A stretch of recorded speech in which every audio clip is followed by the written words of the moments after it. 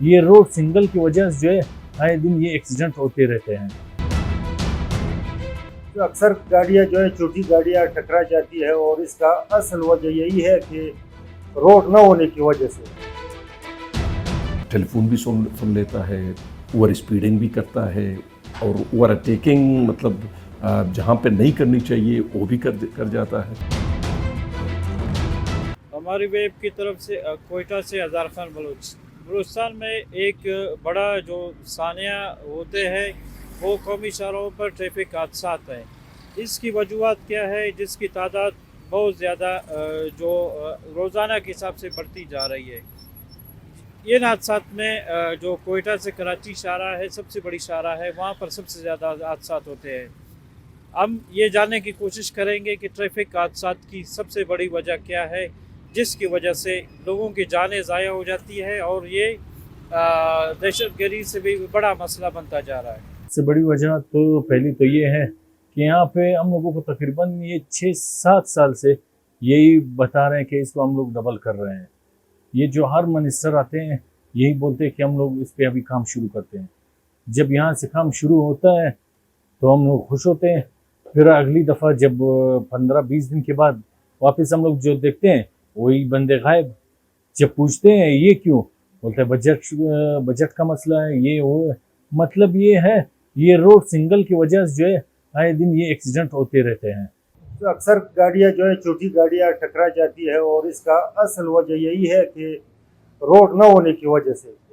اتنا لمبا روٹ اور اتنا رش کی وجہ سے کوئٹہ کراچی شاہراہ سارے پاکستان میں آپ چلے جائیں، سندھ کے چھوٹے چھوٹے شہروں میں چلے جائیں، وہاں ڈبل روڈ آپ کو ملے گی. لیکن ایک کوئٹہ کراچی بلوچستان کا روڈ ہے جو ہزاروں لوگوں کی جانیں لے چکے ہیں. یہ دیکھیں میں نے کہا کہ ایک تو ظاہر ہے جب لینتھ زیادہ ہوگی تو ڈیفینیٹلی آپ کی ٹائرڈنس جو ڈرائیور ہوتی ہے اس کا تھکاوٹ، اور دوسرے آپ کے بلوچستان کے تمام ہائی ویز سنگل ٹریکس ہیں اور بلوچستان میں 600-700 کلومیٹر 800 کلومیٹر اسٹریچ 850 کلومیٹر کے اسٹریچ تک روڈ جب جاتی ہے تو سنگل ٹریکس. اب سنگل ٹریکس کی وجہ سے ڈیفینیٹلی اوور ٹیکنگ اور اس قسم کی اگر ٹریفک جہاں پر زیادہ ہوئے تو پروبیبلٹیز جو ہوتے ہیں وہ زیادہ ہو جاتے ہیں. دوسری وجہ یہ ہے کہ سنگل ٹریک تو اپنی جگہ پر جو انجینئرنگ فالٹ ہے جو ہمارے اختیار میں نہیں ہے.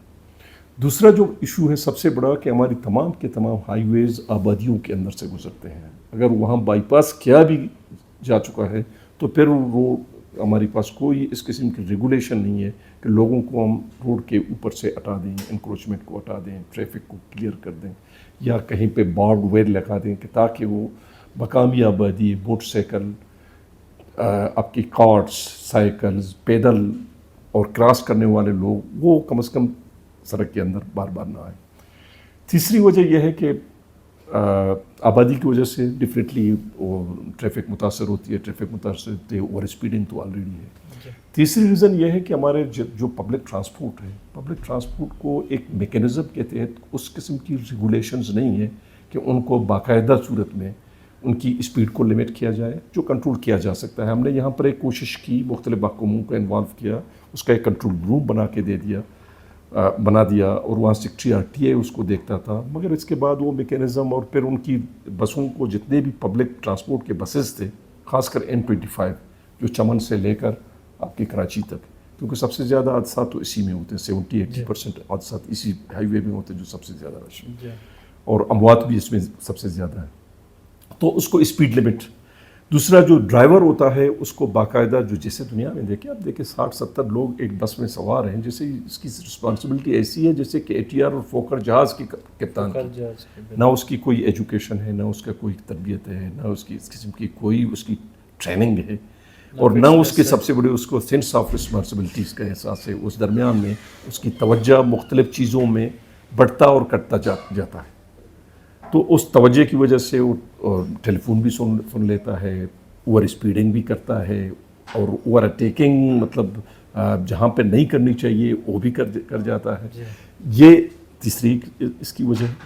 تو یہ تمام، اور سب سے بڑی بات فٹنس، گاڑیوں کی فٹنس کو کبھی چیک نہیں کیا جاتا کہیں پہ کہ بھئی وہ گاڑی فٹ ہے فٹ نہیں ہے. اس کا چوتھی پانچویں مطلب اس کی ریزن، یہ تمام ریزن جب اکٹھے ہو جاتے ہیں پھر پبلک اویئرنیس، شعور.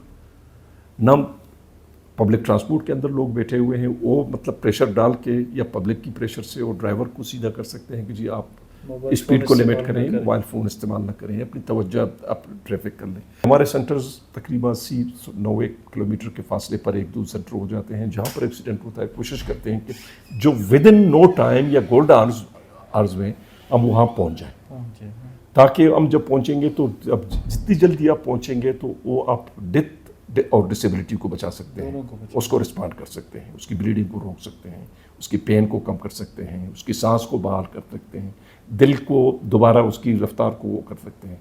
चूँकि हमारे पास एम्बुलेंसेस भी हमने उन्हीं सेंटर्स में खड़े किए हैं जहाँ पर एडवांस लाइफ सेविंग एम्बुलेंस जिनमें ऑक्सीजन कंसनट्रेटर भी होते हैं, जिनमें डिफिब्रिलेटर भी होते हैं और जिनमें पोर्टेबल वेंट भी होते हैं। अगर कोई खुदा न खास्ता पेशेंट बेहोश हो गया तो उसको हम आर्टिफिशियल सांस पे भी रख सकते हैं ताकि वो किसी सेंटर पे पहुंच जाए।